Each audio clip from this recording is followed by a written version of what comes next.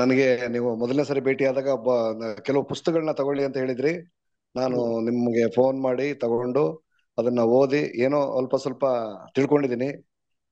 ನಾನು ಒಂದು 30 ವರ್ಷ BMTC ಇದ್ದು ರಿಟೈರ್ಡ್ ಆಗಿ 64 ವರ್ಷ ಈಗ. ಕಲಿಬೇಕು, ಏನಾದ್ರೂ ಸಾಧನೆ ಮಾಡಬೇಕು, ಏನಾದ್ರೂ ಸಮಾಜಕ್ಕೆ ಒಂದು ಸಣ್ಣ ಒಂದು ಕೊಡುಗೆ ಏನಾದ್ರೂ ಕೊಡಬೇಕು. ಇಲ್ಲಿವರೆಗೂ ನಾನು ಏನೇನೋ ಮಾಡ್ಕೊಂಡ್ ಬಂದಿದ್ದೀನಿ ಗೌರ್ಮೆಂಟ್ ಸ್ಕೂಲ್ ಮಕ್ಕಳಿಗೆಲ್ಲ. ಏನಾದ್ರೂ ಸಾಧನೆ ಫ್ಯಾಂಟಾಸ್ಟಿಕ್. ಮಾಡಬೇಕು ಅನ್ನೋದು ನನ್ನ ಆಸೆ ಸರ್. ನಿಮ್ ಫ್ಯಾಂಟ್ ಕಡೆಯಿಂದ ಏನಾದ್ರು ನನಗೆ ದಕ್ಷಿಣೆ ಅಂತ ಸಿಕ್ಕಿದ್ರೆ, ಗುರು ದಕ್ಷಿಣೆ, ನಾನು ತಗೊಳ್ಳೋದಕ್ಕೆ ಮತ್ತೆ ತಯಾರಿದ್ದೀನಿ. ನನಗೆ ಅಂತ ಏನಾದ್ರೂ ಮಾಡಬೇಕು, ಸಮಾಜಕ್ಕೆ ಏನಾದ್ರೂ ಕೊಡುಗೆ ಕೊಡಬೇಕು ಅನ್ನೋದು ನನ್ನ ಒಂದು ಆಸೆ. ನೀವು ನೆಕ್ಸ್ಟ್ ಒಂದ್ 2-3 ಮೀಟಿಂಗು ನನಗೆ ಇದ್ ಮಾಡಿದ್ರಿ, ಆಹ್ವಾನ ಕೊಟ್ಟಿದ್ರಿ. ಕಾರಣಾಂತರದಿಂದ ಕೆಲವು ತೊಂದರೆಗಳಿಂದ ಬರಕ್ಕಾಗಿಲ್ಲ. ಮುಂದಿನ ಸಾರಿ ಯಾವುದೇ ಒಂದು ನೀವು ಕಾರ್ಯಕ್ರಮ ಇಟ್ಕೊಂಡ್ರೆ ನನಗೆ ನೀವು ಮೆಸೇಜ್ ಹಾಕಿದ್ರೆ ನಾನು ಬರೋದಕ್ಕೆ ಆ ತಯಾರಿದ್ದೀನಿ ಸರ್. ಸೂಪರ್. ಇಷ್ಟ ಹೇಳಿ. ಆ ಏನೋ ಒಂದು ಕಲಿಬೇಕು, ಸಮಾಜಕ್ಕೆ ಏನಾದ್ರೂ ಒಂದು ಕೊಡುಗೆ ಕೊಡಬೇಕು ಅನ್ನೋದು ನನ್ನ ಆಸೆ ಇದೆ ಸರ್. ಭಾರಿ ಒಂದು ಆಸೆ ಇಟ್ಕೊಂಡಿದ್ದೀನಿ. ಮತ್ತೆ ಒಬ್ಳೆ ಮಗಳು ನನಗೆ. ನನಗೆ 15 ವರ್ಷ ಆಯ್ತು, ನಮ್ಮ ಶ್ರೀಮತಿಯವರು ಲಂಗ್ಸ್ ಕ್ಯಾನ್ಸರ್ ಇತ್ತು, ಹೋಗ್ಬಿಟ್ರು. ಓಕೆ. ಆ ಆಮೇಲೆ LT ವರ್ಕ್ಶಾಪ್ ಅಂತ ಹೇಳಿ ಅದಕ್ಕೆ ಒಂದು ಸೇರ್ಕೊಂಡು ಅದು ಒಂದು ಧ್ಯಾನ ಮಾಡ್ತಾ ಇದ್ದೀನಿ. ಸೂಪರ್. ದುಃಖ, ಸಿಟ್ಟು, ಕೋಪ ಮತ್ತೆ ಕೆಲವೆಲ್ಲ ಕಾಲಕ್ರಮೇಣ ಧ್ಯಾನದಿಂದ ಕಡಿಮೆ ಆಗ್ತಾ ಇದೆ ಅನಿಸ್ತಾ ಇದೆ ನನಗೆ. ನನ್ನ ನೋಡಿದ ಸುತ್ತಮುತ್ತ ಜನ ಸ್ವಲ್ಪ ಬೇರೆ ತರ ನೋಡ್ತಾ ಇದಾರೆ ನನ್ನ. ಹಾ ಹಾ. ಆ ನಿಮಗೆ ಗೊತ್ತಿರ್ಬೇಕು ಅನ್ಕೊಂಡಿದ್ದೀನಿ LT ವರ್ಕ್ಶಾಪ್. ಹಾ. ಇಲ್ಲ, ನನಗೆ ಅದ್ರ ಎಷ್ಟು ಬಗ್ಗೆ ಜಾಸ್ತಿ ಮಾಹಿತಿ ಗೊತ್ತಿಲ್ಲ ಸರ್. ಅದೇ ಧ್ಯಾನ ಜ್ಞಾನ ಸರ್ ಅಷ್ಟೇ, ಅಲ್ಲಿ ಬೇರೆ ಹೌದು. ಏನು ಹೇಳ್ಕೊಡಲ್ಲ. Good good good good. ಆ ಸರ್, ಇಷ್ಟು ಸರ್ ನೀವೀಗ ನನ್ನ. ಡೈರೆಕ್ಟ್ ಸೆಲ್ಲಿಂಗ್ ಮಾಡ್ತಾ ಇದೀರಲ್ವಾ? ಹೌದು ಸರ್, ಮೋದಿ ಕೇರಳ ಇದ್ದೀನಿ ಸರ್. ನಾನು ನಿಮಗೆ ಗೊತ್ತಿದೆ, ನಾನು ಮಾತಾಡಿದ್ದೀನಿ 2-3 ಸರಿ ನಿಮ್ಮ ಹತ್ರ. ಹೌದು ಹೌದು, ಆ ಕರೋನಾ ಸಂದರ್ಭದಲ್ಲಿ ಏನೋ ಬಂದು ಬುಕ್ಸ್ ತಗೊಂಡೋಗಿದ್ರಲ್ವಾ? ಹೌದು ಸರ್, ಹೌದು. ಆಮೇಲೆ ಬೇರೆಯವ್ರಿಗೂ ಕೂಡ ಒಂದು 10 ಜನಕ್ಕೆ ನನ್ನ ಕಡೆಯಿಂದ ಹ್ಮ್ ನಾನು ಹೇಳಿದೆ, ನಿಮ್ಗೆ ಕೊಡಿ ಪರವಾಗಿಲ್ಲ, ಇದು ದಾನ ತರ ಕೊಡಬಾರದು. ಹ್ಮ್. ಅಲ್ಲಿ ಬಡತನ ಇದೆ ಅಂದಾಗ ಕೊಡ್ಬೋದು, ಕೊಡಿ ಅಂತ ಅಂದ್ರೆ ನೀವು. ಕರೋನಾ ಇದೆಯಲ್ಲ, ಹಣದ ಹೌದೌದು. ಕಾಳ ತೊಂದರೆ ಇದೆ ಅಂದಾಗ ನೀವು ಇಲ್ಲ, ಯಾರಾದ್ರೂ ಒಂದು ಆತರ ಮುಂದೆ ಬರೋರು ನೀವು ಸಹಾಯ ಮಾಡೋದಾದ್ರೆ ಮಾಡಿ, ಪರವಾಗಿಲ್ಲ. ಹೌದು ಪುಸ್ತಕವನ್ನು ಹಣ ಕೊಟ್ಟು ಓದಿದ್ರೆ ಅದು ಜ್ಞಾನ ಹೋಗುತ್ತೆ ಅಂತ ನೀವೊಂದು ಮಾತು ನನಗೆ ಹೇಳಿದ್ರಿ, ಕೂರ್ಸ್ಕೊಂಡು 10 ನಿಮಿಷ ಅದನ್ನೇ ಹೇಳಿದ್ರಿ ನನಗೆ. ಹೌದು ಹೌದು ಹೌದು. ಯಾವುದೇ ಒಂದು ಜ್ಞಾನ ಭಂಡಾರ ಕೊಂಡು ಓದಿದಾಗ ಅದು ಜ್ಞಾನಾರ್ಜನೆ ನಮಗೆ ಆಗತ್ತೆ. ಹೌದು. ಇಲ್ಲಿ ನೀವು ಇನ್ನೊಂದು ಮಾತು ಹೇಳಿದ್ರಿ, ಕರೋನಾ ಇದೆ, ಊಟಕ್ಕೂ ಕಷ್ಟ ಇದೆ ಸರ್. ಇದು ಒಂದು 10 ಜನ ಇದ್ದಾರೆ ಬಡ ಮಕ್ಕಳು, ಏನೋ SLC ಫೇಲು, 5ನೇ ಕ್ಲಾಸ್ ಫೇಲು, ಜಮೀನ್ ಮಾಡ್ಕೊಂಡಿರೋರು ಇದಾರೆ, ಅವ್ರಿಗೆ ಕೊಡ್ಬೇಕು ಅಂತಿದ್ದಂಗ ನೀವು ಇಲ್ಲ ಕೊಡಿ ಪರವಾಗಿಲ್ಲ ಅಂತ ಹೇಳಿ ನೀವು ನನಗೆ ಪ್ರೋತ್ಸಾಹ ಕೊಟ್ರಿ. ಒಂದು 10 ಜನಕ್ಕೆ ನಾನು ಮಾಡಿದ್ದೀನಿ. ಅದೇನ್ ದೊಡ್ಡ ಕಾರ್ಯ ಅನ್ಕೊಂಡಿಲ್ಲ ನಾನು. ಈಗ ದೊಡ್ಡ ವ್ಯಕ್ತಿಗಳಾಗಿ ಅವರು ಬೆಳೆದವ್ರೆ, ಅವ್ರು ಹೇಳ್ಕೋಬೇಕು ಅದನ್ನ, ನಾನು ಹೇಳ್ಬಾರ್ದು ಅದನ್ನ ಆಕ್ಚುಲಿ. Super super. ಒಳ್ಳೇದು ಸರ್, ನಾವು ಮಾಡಿದ ಒಳ್ಳೆತನ ನಮಗೆ ಎಲ್ಲೋ ಒಂದ್ ಕಡೆ ಹೆಲ್ಪ್ ಇಲ್ಲ, ಮಾಡುತ್ತೆ ನಿಮ್ಮ ಅದು. ಒಂದು ನಿಮ್ಮ ಆದರ್ಶ ಇದೆಯಲ್ಲ, ನನಗೆ ಬಾರಿ ಸುಮಾರು ಸಾಹಿತಿಗಳು ಅದನ್ನೇ ಹೇಳ್ತಾ ಇದ್ರು, ನೀವು ಅದನ್ನೇ ಹೇಳಿದ್ರೆ ನನಗೆ. ಹಣವನ್ನ ಕೊಟ್ಟು ಓದಿ ಯಾವುದೇ ಒಂದು ಪುಸ್ತಕ, ಒಂದು ಕಾದಂಬರಿ ಇರಲಿ, ಒಂದು ಸಾಹಿತ್ಯ ಯಾವುದೇ ಒಂದು ತಗೊಂಡಾಗ್ಲು ಹಣವನ್ನ ಕೊಟ್ಟು ಓದಿದಾಗ ಜ್ಞಾನಾರ್ಜನೆ ಜಾಸ್ತಿ ಆಗತ್ತೆ. ಹೌದೌದು, ನಾವು ನಾವು ಎಲ್ಲಿ ಅದಕ್ಕೆ ಹೋದ್ರು ಕೂಡ ನಮ್ ಜೊತೆನಲ್ಲಿ ಇಟ್ಕೊಂಡು ಹೋಗ್ಬೋದು ಅದನ್ನ ಖಂಡಿತ. ಧೈರ್ಯವಾಗಿ. ಯಾಕೆ ನಾನು ಹಣ ಕೊಟ್ಟಿರ್ತೀನಿ, ನಾನು ಪ್ರವಾಸ ಹೋದ್ರು ಆಗ್ಲಿ, ಎಲ್ಲಾದ್ರೂ ನೆಂಟರ ಮನೆಗೆ ಹೋಗ್ಲಿ, ಎಲ್ಲೇ ಒಂದು ಹೋದ್ರು ನನ್ನ ಬ್ಯಾಗಲ್ಲಿ ಒಂದು ಬುಕ್ ಇಟ್ಕೊಂಡು ಓದಿದಾಗ ಆ ಹ್ಮ್. ಜ್ಞಾನ ಆಗ್ತಾ ಇರ್ತದ ಅದು. ಖಂಡಿತ ಮತ್ತೆ ಖಂಡಿತ. ಮಹಾಭಾರತ ಮತ್ತೆ ಚಾಣಕ್ಯ ಕೊಟ್ಟಿದ್ದೀರಾ ಸರ್, ನಾನು ನಿಮಗೆ ಕೋಟಿ ಕೋಟಿ ಧನ್ಯವಾದ ಹೇಳ್ತೀನಿ. ಥ್ಯಾಂಕ್ ಎಷ್ಟೊಂದು ಯು. ತಿಳ್ಕೊಂಡಿದ್ದೀನಿ ಅಂದ್ರೆ ಏನೇನು ನಾವು ತಿಳ್ಕೊಂಡಿರ್ಲಿಲ್ಲ ಸರ್. ಏನೋ ಮಾರ್ಕೆಟ್ ಇದೆ, ಏನೋ ಮಾಡ್ತಾರೆ, ಏನೋ ಇದಿದೆ ಅನ್ಕೊಂಡಿದ್ವಿ. ಚಾಣಕ್ಯ ಬುಕ್ ಇರ್ಬೋದು, ಮಹಾಭಾರತದಲ್ಲಿ ಒಂದೊಂದೇ ಲೈನ್ ನೀವು ಹೇಳಿದಾಗ ನಮ್ ತಲೆಗೆ ಹೋಗುತ್ತೆ ಸರ್ ಅದು. ನಾನು ಎಲ್ಲೆಲ್ಲಿ ತಪ್ಪು ಮಾಡ್ತಾ ಇದ್ದೀನಿ ಅನ್ನೋದು ನನ್ಗೆ ಗುರುತಿಸ್ಕೊಳಕ್ಕೆ ಆ, ಅನುಕೂಲ ಆಗ್ತಾ ಇದೆ. ಹೌದು ಹೌದು. ನಾನು ಸುಖವಾಗಿರ್ಬೇಕು ಅಂದ್ರೆ ನನ್ನ ಸುತ್ತಮುತ್ತಲರು ಸುಖವಾಗಿರ್ಬೇಕು. ನಿಜ ನಿಜ. ಸರಿ ಸರ್, ಕ್ಷಮೆ ಒಳ್ಳೇದು. ಕೇಳೋದು. ಥ್ಯಾಂಕ್ಸ್ ನಮ್ ಜೊತೆಗೆ ಇಷ್ಟೊತ್ತು ಓಕೆ, ನನ್ಗೆ ಮಾತಾಡಿದ್ರಿ. ಇಷ್ಟೊಂದು ಅವಕಾಶ ಕೊಟ್ಟಿದ್ದಕ್ಕೆ ತಮಗೆ ಧನ್ಯವಾದ ಹೇಳ್ತೀನಿ ಸರ್. ಥ್ಯಾಂಕ್ ಯು ನಮಸ್ಕಾರ ಸರ್, ಸರ್. Thank you. ಈಗ ಮೀಟಿಂಗ್ ಶುರು ಮಾಡುವ ಸಮಯ ಆಗ್ತಾ ಇದೆ, ಎಲ್ಲರೂ ಬಂದ್ ಜಾಯ್ನ್ ಮಾಡಿ ಆಗಿದ್ದಾರೆ. ಸರ್, ಮಾಡಿ. ನನ್ನಿಂದ ಏನು ತೊಂದರೆ ಆಗಿದ್ರೆ ಕ್ಷಮೆ ಏ ಇರ್ಲಿ. ಇಲ್ಲ ಸರ್, ಇಲ್ಲ ಇಲ್ಲ, ದಯವಿಟ್ಟು ಆ ರೀತಿ ಅನ್ಕೋಬೇಡಿ. ಅಲ್ಲ, ಜಾಸ್ತಿ ತುಂಬಾ ಮಾತಾಡೋದಲ್ಲ. ತುಂಬಾ ಚೆನ್ನಾಗಿ ಮಾತಾಡಿದ್ರೆ ನಿಮ್ಲಿಂದ 4 ಜನಕ್ಕೆ ಇನ್ಸ್ಪಿರೇಷನ್ ಆಗಿರುತ್ತೆ. ನಾವು ಟೈಮ್ ಎಲ್ಲರೂ ಬರ್ಲಿ ಅನ್ನೋ ಉದ್ದೇಶಕ್ಕೆ ನಾನು ಮಾತಾಡೋದಕ್ಕೆ ಒಬ್ಬೊಬ್ಬರಿಗೆ ಕೈ ಕೊಟ್ಟಿದ್ದೆ. ಸೊ ಒಂದೇ ಇನ್ನು ಇನ್ನು ಸೆಕೆಂಡ್ ಇನ್ನು ಸರ್, ಚರ್ಚೆ ಇನ್ನೊಂದೇ ಚರ್ಚೆ ಒಂದು. ಮುಂದೆ ಒರಿಯುತ್ತೆ ಸರ್. ಇದು ಯಾವುದೇ ಕಂಪ್ನಿ ಟ್ರೈನಿಂಗ್ ಅಲ್ಲ, ಯಾವುದೇ ಪ್ರಾಡಕ್ಟ್ ಟ್ರೈನಿಂಗ್ ಅಲ್ಲ, ಯಾವುದೇ ಮೋಟಿವೇಶನ್ ಟ್ರೈನಿಂಗ್ ಏನು ಅಲ್ಲ. ಹೌದು ಸರ್. ಓಕೆ, ಇದು ಇಂಡಸ್ಟ್ರಿ ಟ್ರೈನಿಂಗ್ ಆಗಿರೋದ್ರಿಂದ ಇಲ್ಲಿ ಯಾರು ಗ್ರೇಟ್ ಅಲ್ಲ, ಎಲ್ಲರೂ ಇಲ್ಲಿ ಒಂದೇ. ಓಕೆ, ನಾವೆಲ್ಲ ಒಂದೇ ಇದ್ದೀವಿ ಹೌದು ಇಲ್ಲಿ, ಸರ್, ಹೌದು. ಯಾರ್ಯಾರಿಗೂ ಏನು it's not a big deal. Thank you sir, thank you. ತುಂಬಾ ಚೆನ್ನಾಗಿ ಮಾತಾಡಿದ್ರಿ. ಮತ್ತೆ ಹೆಚ್ಚಿನ ಮಾಹಿತಿಗೆ ನಾನು ಮತ್ತೆ ನಿಮಗೆಲ್ಲ ಒಬ್ಬೊಬ್ಬರಿಗೆ ಅನ್ಮ್ಯೂಟ್ ಮಾಡ್ತಾ ಬರ್ತೀನಿ ಸ್ನೇಹಿತರ. ಸೊ ಒಂದೇ ಪಾಯಿಂಟ್ ಏನು ಅಂತಂದ್ ಹೇಳಿದ್ರೆ network marketing. So network marketing ನೀವೆಲ್ಲ ಮಾಡ್ತಾ ಇದ್ದೀರಾ, ಎಷ್ಟು ಜನ ಪಾರ್ಟ್ ಟೈಮ್ ಮಾಡ್ತಿದ್ದೀರಾ, ಎಷ್ಟು ಜನ ಫುಲ್ ಟೈಮ್ ಮಾಡ್ತಿದ್ದೀರಾ ಗೊತ್ತಿಲ್ಲ. ನೆಟ್ವರ್ಕ್ ಮಾರ್ಕೆಟಿಂಗ್ ಅನ್ನೋದು ಒಂದು ಇಂಡಸ್ಟ್ರಿ ಸ್ನೇಹಿತರೆ. ಈ ಇಂಡಸ್ಟ್ರಿ ಕೆಳಗಡೆ ನಿಮ್ಮ ಕಂಪನಿಗಳು ಬರ್ತವೆ, XYZ ಕಂಪನಿಗಳು ಬರ್ತವೆ. ಓಕೆ, ಸೊ ಬಹಳಷ್ಟು ಜನಕ್ಕೆ ಇಂಡಸ್ಟ್ರಿ ಅಂದ್ರೆ ಗೊತ್ತಿಲ್ಲ, ಕಂಪನಿ ಬಗ್ಗೆ ಅಷ್ಟೇ ಮಾಹಿತಿ ಇದೆ. ಓಕೆ, ತಪ್ಪು ಅಂತ ಹೇಳಕ್ ಆಗಲ್ಲ ನಾನು, ಯಾಕಂದ್ರೆ ಇದ್ರ ಬಗ್ಗೆ ಬಹಳಷ್ಟು ಜನಕ್ಕೆ ಗೊತ್ತಿಲ್ಲ. ಪಾಪ ಇಂಡಸ್ಟ್ರಿ ಇದೆ ಅನ್ನೋದೇ ಗೊತ್ತಿಲ್ಲ. ಅಂದ್ರೆ ಅಪ್ಪ ಅಮ್ಮನ ಬಗ್ಗೆ ತಿಳ್ಕೊಂಡಿಲ್ಲ, ಹೆಂಡತಿ ಮಕ್ಳ ಬಗ್ಗೆ ಕರೆಕ್ಟ್ ಆಗಿ ತಿಳ್ಕೊಂಡ್ಬಿಟ್ಟಿದ್ದಾರೆ ಎಲ್ಲರೂ. ಹುಡ್ಸೋರು ಯಾರು ಅಂತಾನೆ ಗೊತ್ತಿಲ್ಲ ಅವರಿಗೆ. ಸೊ ಮಾಡ್ತಾ ಇದಾರೆ ಮಾಡ್ತಾ ಇದಾರೆ ಮಾಡ್ತಾ ಇದಾರೆ. ಅವ್ರೇನು ನನ್ನ ಹೆಂಡತಿ ಚೆನ್ನಾಗಿದ್ರೆ ಆಯ್ತು, ನನ್ನ ಮಕ್ಳು ಚೆನ್ನಾಗಿದ್ರೆ ಆಯ್ತು, ಅಪ್ಪ ಅಮ್ಮನ್ ತಗೊಂಡ್ ಏನ್ ಮಾಡೋಣ, ಹಿಂಗಿದ್ರೆ ಹುಡ್ಸಿದಾರೆ, ವಯಸ್ಸಾಗಿದೆ, ಬಿದ್ದಿರ್ಲಿ ಅಲ್ಲೇ ಅನ್ನೋದು ಸ್ವಲ್ಪ ಜನದ ಭಾವನೆ. ಇಂಡಸ್ಟ್ರಿ ಅಂತ ಬಂತು ಅಂತಂದ್ರೆ, ಸರ್ ಇಂಡಸ್ಟ್ರಿಲಿಂದ ನಮಗೇನ್ ಸರ್ ಲಾಭ, ನಮ್ ಕಂಪನಿಯಲ್ಲಿ ಇದ್ರೆ ನಮ್ ಪ್ರಾಡಕ್ಟ್ ಸೇಲ್ ಆದ್ರೆ ತಾನೇ ನಮಗ್ ಲಾಭ ಅಂತ ಹೀಗೆ ಯೋಚನೆಗಳು ಇದ್ದಾವೆ. ಅದು ಎಲ್ಲ ಇಂಡಸ್ಟ್ರಿ ಡೆವಲಪ್ಮೆಂಟ್ ಆಗುವಾಗ ಇತ್ತು. ಸೊ ನಮ್ಮ ಇಂಡಸ್ಟ್ರಿ ಡೆವಲಪ್ಮೆಂಟ್ ಆಗುವಾಗೂ ಇದೆ. ಸೊ ತೊಂದರೆ ಏನೂ ಇಲ್ಲ. ಓಕೆ, ಸ್ವಲ್ಪ ನಾನು ಹಾಗೆ ಮುಂದಕ್ಕೆ ಹೋಗ್ತೀನಿ. ನೆಟ್ವರ್ಕ್ ಮಾರ್ಕೆಟಿಂಗ್ ಇಂಡಸ್ಟ್ರಿ ಅಂದ್ರೆ ಏನು? ನೆಟ್ವರ್ಕ್ ಮಾರ್ಕೆಟಿಂಗ್ ಇಂಡಸ್ಟ್ರಿ ಸ್ನೇಹಿತರೆ, ಇದು ಪ್ರಪಂಚದಲ್ಲಿ ಹಲವಾರು ದೇಶಗಳಲ್ಲಿದೆ, ನಮ್ಮ ಭಾರತದಲ್ಲೂ ಇದೆ. ಭಾರತದಲ್ಲಿ ಡಿಸೆಂಬರ್ 28 2021ಕ್ಕೆ ರೂಲ್ಸ್ ಬಿಡುಗಡೆ ಆಯ್ತು. ಆ ರೂಲ್ಸ್ ಬಿಡುಗಡೆ ಆಗಿದ್ಮೇಲೆ ಭಾರತದಲ್ಲಿ ಬಹಳಷ್ಟು ಜನರು ನೆಟ್ವರ್ಕ್ ಮಾರ್ಕೆಟಿಂಗ್ ಮಾಡಕ್ಕೆ ಮುಂದೆ ಬಂದ್ರು. ಅಲ್ಲಿವರೆಗೂ ನೆಟ್ವರ್ಕ್ ಮಾರ್ಕೆಟಿಂಗ್ ಇಂಡಸ್ಟ್ರಿ ಅಂದ್ರೆ ಜನರಿಗೆ ನೆಗೆಟಿವ್ ಇತ್ತು, ಇದು ಯಾವಾಗ ಓಡೋಗುತ್ತೆ ಏನು ಹೇಗೆ ಅಂತ. ಅವಾಗ ಭಾರತ ಸರ್ಕಾರ ಏನ್ ಮಾಡ್ತು ಅಂದ್ರೆ ಒಂದು ರೂಲ್ಸ್ ಅನ್ನ ಜಾರಿಗೆ ಮಾಡಿದ್ರು. ನೋಡಪ್ಪ, ಯಾರಾದ್ರೂ MLM ಕಂಪನಿ ನಿರ್ಮಾಣ ಮಾಡ್ತಿರೋ ಈ ರೂಲ್ಸಿನ ಅಡಿಯಲ್ಲಿ ನಿರ್ಮಾಣ ಮಾಡಿ. ಯಾರಾದ್ರೂ MLM ಕಂಪನಿ ನಡೆಸ್ತಾ ಇದ್ದೀರಾ, ನೀವು ಓನರ್ ಇದ್ದೀರಾ, ಈ ರೂಲ್ಸಿನ ಅಡಿಯಲ್ಲಿ ಮಾಡಿ. ಯಾರಾದ್ರೂ MLM ಕಂಪನಿಯಲ್ಲಿ ID ಹಾಕಿ ನೆಟ್ವರ್ಕರ್ ಆಗಿ MLM ಲೀಡರ್ ಆಗಿ ಕೆಲಸ ಮಾಡ್ತೀರಾ, ನಿಮಗೆ ಈ ರೂಲ್ಸ್ಗಳು ಅನ್ವಯ ಅಂತಂದೇಳಿ ಬಿಟ್ರು. ಸೊ ಅದು ನಿಮಗೆ ಗೂಗಲ್ ಅಲ್ಲಿ ಸಿಗುತ್ತೆ, ಹಿಂದಿ ಮತ್ತು ಇಂಗ್ಲಿಷ್ ಅಲ್ಲಿ ಸಿಗುತ್ತೆ ಗೂಗಲ್ ಅಲ್ಲಿ. ಕನ್ನಡದಲ್ಲಿ ನಾನು ನನ್ನ ಪುಸ್ತಕದಲ್ಲಿ ಅನುವಾದ ಮಾಡಿ ಬರ್ದಿದ್ದೀನಿ. ಓಕೆ, ಇದು ಕನ್ನಡದಲ್ಲಿ ನನ್ನ ಪುಸ್ತಕದಲ್ಲಿ ಬರ್ದಿದ್ದೀನಿ, ಜ್ಞಾನ ಭಂಡಾರ ಅಂತ. 3 ಪುಸ್ತಕ ಇರುತ್ತೆ. ಸೊ ಇದು 585 ರೂಪಾಯಿ ಆಗುತ್ತೆ 3 ಪುಸ್ತಕ. ನೀವು ನನಗೆ ಗೂಗಲ್ ಪೇ ಮಾಡಿದ್ರೆ ನಿಮ್ಮ ಮನೆಗೆ ಅಡ್ರೆಸ್ ಹಾಕಿದ್ರೆ ಮನೆಗೆ ಬರುತ್ತೆ, ಹೋಮ್ ಡೆಲಿವರಿ ಆಗ್ಬಿಡುತ್ತೆ. ಓಕೆ, ಸೊ ಇದನ್ನ ಕನ್ನಡದಲ್ಲಿ ಅನುವಾದ ಮಾಡಿ ಇದರಲ್ಲಿ ಬರ್ದಿದ್ದೀನಿ. ಸೊ ಈ ರೂಲ್ಸ್ ಬಿಡುಗಡೆ ಆಗಿದ್ಮೇಲೆ ಸ್ನೇಹಿತರೆ, ಭಾರತದಲ್ಲಿ ನೆಟ್ವರ್ಕ್ ಮಾರ್ಕೆಟಿಂಗ್ ತುಂಬಾ ಪ್ರಚಾರಕ್ಕೆ ಬಂದು ತುಂಬಾ ಜನರು ಇದ್ರ ಬಗ್ಗೆ ಒಳ್ಳೇದನ್ನ ಮಾತಾಡೋದಕ್ಕೆ ಶುರು ಮಾಡಿದ್ರು. ತುಂಬಾ ಫೇಮಸ್ ಆಯ್ತು ನೆಟ್ವರ್ಕ್ ಮಾರ್ಕೆಟಿಂಗ್. ಅಲ್ಲಿವರೆಗೂ ನೆಟ್ವರ್ಕ್ ಮಾರ್ಕೆಟಿಂಗ್ ಹಿಂದೆ ಮುಂದೆ ನೋಡ್ತಾ ಇದ್ರು. ಹಾಗೆ ಯೂನಿವರ್ಸಿಟಿಗಳಲ್ಲೂ ಕೋರ್ಸ್ ಬಂತು. ಫಸ್ಟ್ ಏಷ್ಯಾ ಖಂಡದಲ್ಲಿ ಹಿಮಾಚಲ ಪ್ರದೇಶಲ್ಲಿ ಶೂಲಿನಿ ಯೂನಿವರ್ಸಿಟಿ ಅಂತ ಇದೆ. ಹೇಗೆ ನಮ್ಮ ಮೈಸೂರು ಯೂನಿವರ್ಸಿಟಿ ಇದೆ, ಹೇಗೆ ಬೆಂಗಳೂರು ಯೂನಿವರ್ಸಿಟಿ ಇದೆ, ಹಾಗೆ ಅಲ್ಲಿ ಶೂಲಿನಿ ಯೂನಿವರ್ಸಿಟಿ ಅಂತ ಇದೆ.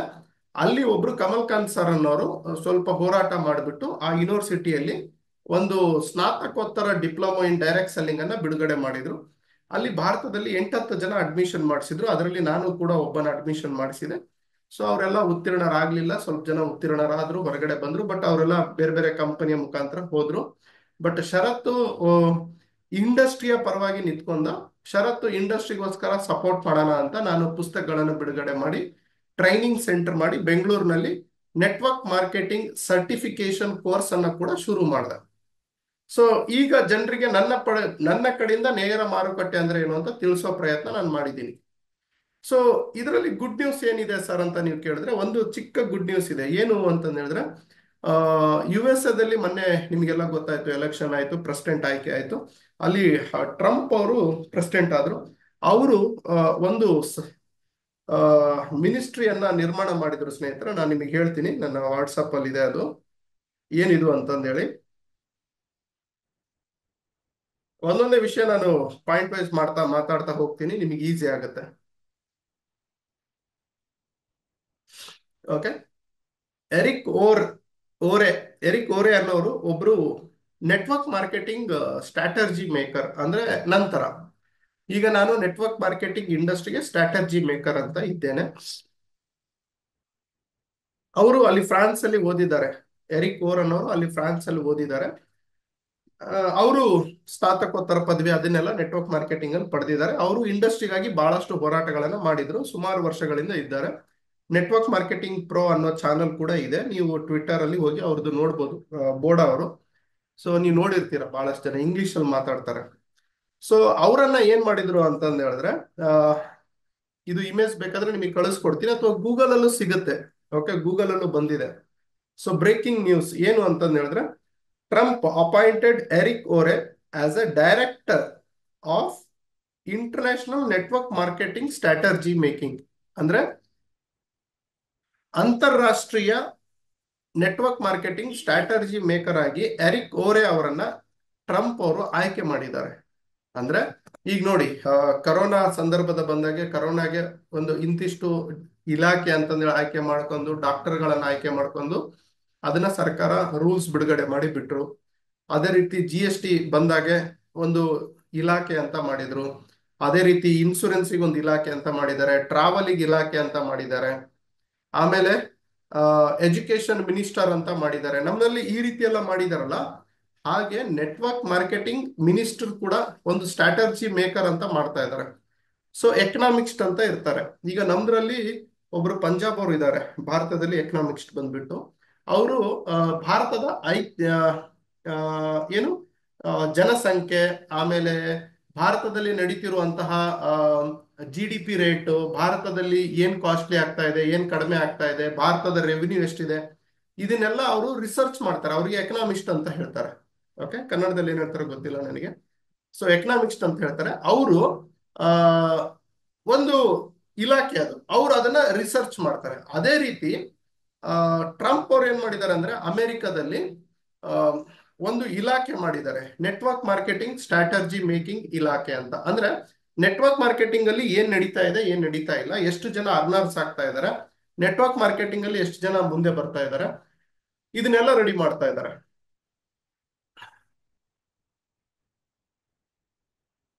ಅರ್ಥಶಾಸ್ತ್ರ ಅಂತ ಏನೋ ಬರ್ದಿದ್ದಾರೆ, ಹೋಯ್ತು. Okay okay. ಸೊ ಇವರೊಂದು ಸ್ಟ್ರಾಟಜಿ ಮೇಕಿಂಗ್ ಮಾಡಿದ್ದಾರೆ ಸ್ನೇಹಿತರೆ. ಈ ಸ್ಟ್ರಾಟಜಿ ಮೇಕಿಂಗ್ ಅಲ್ಲಿ ಬಹಳಷ್ಟು ಜನರಿಗೆ ನೆಟ್ವರ್ಕ್ ಮಾರ್ಕೆಟಿಂಗ್ ಬಗ್ಗೆ ಅವ್ರ ಪರಿಚಯವನ್ನ ಮಾಡಿಸ್ತಾ ಬಂದಿದ್ದಾರೆ. ಸೊ ನೆಟ್ವರ್ಕ್ ಮಾರ್ಕೆಟಿಂಗ್ ಅಮೆರಿಕದಲ್ಲಿ ತುಂಬಾ ಅರ್ಥಶಾಸ್ತ್ರಜ್ಞರು, yes. Okay. So network marketing ಅಲ್ಲಿ ಬಹಳಷ್ಟು ಜನರು ಆ ದುಡ್ಡನ್ನ ಗಳಿಸ್ತಾ ಇದ್ದಾರೆ ಅಮೆರಿಕದಲ್ಲಿ, ಹಾಗಾಗಿ ಇದನ್ನ ಮಾಡ್ತಾ ಬಂದಿದ್ದಾರೆ. ಇದು ನಾನು 2018ರಲ್ಲಿ ನನ್ನ ಪುಸ್ತಕದಲ್ಲಿ ಬರೆದಿದ್ದೆ, ನಮ್ಮ ಭಾರತದಲ್ಲಿ MLM ಮಿನಿಸ್ಟರ್ ಕೂಡ ಬರುತ್ತೆ ಅಂತ. 2018ರಲ್ಲೇ ಬರೆದಿದ್ದೆ. ಅದು ಇವತ್ತು ನಿಜ ಆಗ್ತಾ ಇದೆ. ಇವತ್ತು ನಾನು ನಿಮಗೆ ಲೈವ್ ಆಗಿ ಹೇಳ್ತಾ ಇದ್ದೀನಿ, 2032 ಸಾಲಿನಲ್ಲಿ ಭಾರತ ಪ್ರಪಂಚದಲ್ಲಿ ನಂಬರ್ 1 ನೆಟ್ವರ್ಕ್ ಮಾರ್ಕೆಟಿಂಗ್ ಅಲ್ಲಿ ಆಗಿರುತ್ತೆ. ಅಷ್ಟು ಟರ್ನ್ ಓವರ್ ನಾವು ತೆಗಿತೀವಿ, ನೆನ್ಪಿಟ್ಕೊಳ್ಳಿ. ಯಾಕಂದ್ರೆ ನಮ್ಮ ಜನಸಂಖ್ಯೆ ಅಷ್ಟಿದೆ. ನಮ್ಮ ಜನಸಂಖ್ಯೆ ಎಂಡೇ ಆಗಲ್ಲ, ಎಂಡ್ ಆಗ್ಲಿಲ್ದಷ್ಟು ಜನಸಂಖ್ಯೆ ನಮ್ದಿದೆ.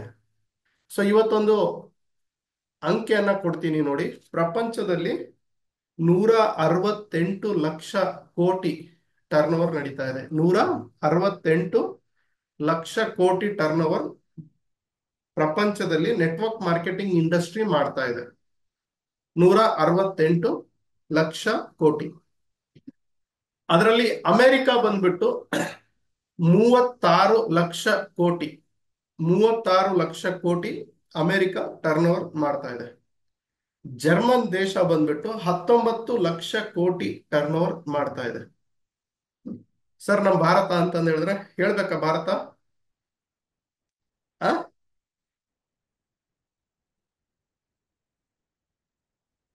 ಎಸ್ ಹೇಳಿ ಸರ್. ಒಬ್ರಿಗೆ ಸರ್, ನೀವು ಒಬ್ರೇ ಫೋನ್ ಮಾಡಿ ಹೇಳ್ತೀನಿ, ಬೇರೆಯವ್ರಿಗೆ ಯಾರಿಗೂ ಇಂಟ್ರೆಸ್ಟ್ ಇಲ್ಲ, ಎಲ್ಲೋ ಹೋಗ್ಬಿಟ್ಟಿದ್ದಾರೆ, ಕಳೆದೋಗ್ಬಿಟ್ಟಿದ್ದಾರೆ ಎಲ್ಲರೂ.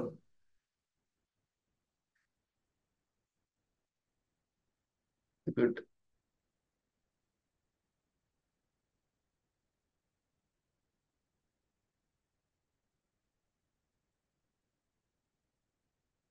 ಗುಡ್, ಹೇಳಿ ಹೇಳಿ ಹೇಳಿ ಅಂತ. ನಿಮ್ಗೇನಾದ್ರೂ ಅರ್ಥ ಆಗ್ತಾ ಇದೆ? ಚೆನ್ನಾಗಿ ಅನಿಸ್ತಾ ಇದೆ ಇದು? ಹ್ಮ್, ಯಾ, ಸೂಪರ್ ಇದೆ ಸರ್ ಅಂತ. ನೈಸ್.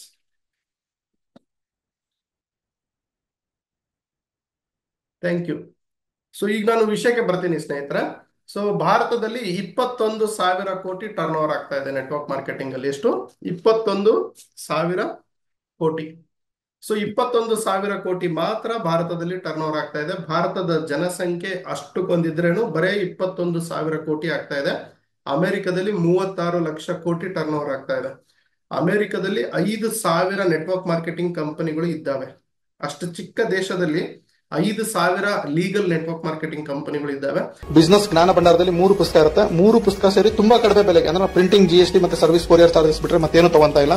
ಟೀಮ್ ಕಟ್ಟೋದು ಹೇಗೆ, ಕಡಿಮೆ ಸಮಯದಲ್ಲಿ ಹಣ ಹೇಗೆ ಗಳಿಸಬಹುದು. ಸೊ ತುಂಬಾ ಜನ ಪುಸ್ತಕ ತಗೊಂತಿದ್ದಾರೆ. ತುಂಬಾ ಕಡಿಮೆ ಸ್ಟಾಕ್ ಅವೈಲೇಬಲ್ ಇದೆ. ಆದಷ್ಟು ಜಲ್ದಿ ತೆಗೆದುಕೊಳ್ಳಿ. ಹಾಗಾಗಿ ಅಂಬೇಡ್ಕರ್ ಅವರು ಒಂದು ಮಾತು ಹೇಳಿದ್ದಾರೆ, ಯಾರು ಶಿಕ್ಷಣವನ್ನು ಪಡಿತಾರೆ ಅವರು ಹುಲಿಯ ತರ ಗರ್ಜನೆ ಮಾಡಬಹುದು ಅಂತ. ಹಾಗೆ ನಾನು ಕೂಡ ಹೇಳ್ತೀನಿ, ನೆಟ್ವರ್ಕ್ ಮಾರ್ಕೆಟಿಂಗ್ ಅಲ್ಲಿ ಯಾರು ಜ್ಞಾನವನ್ನು ಪಡಿತಾರೋ ನೆಟ್ವರ್ಕ್ ಮಾರ್ಕೆಟಿಂಗ್ ಅವರು ನೆಟ್ವರ್ಕ್ ಮಾರ್ಕೆಟ್ ಅಲ್ಲಿ ಹುಲಿ ತರ ಗರ್ಜನೆ ಮಾಡಬೇಕು ಅಂತ ಹೇಳಿದ್ರೆ ಈ MLM ಬಿಸ್ನೆಸ್ ಜ್ಞಾನ ಭಂಡಾರ ಪುಸ್ತಕನ ಇವತ್ತೇ ಖರೀದಿ ಮಾಡಿ.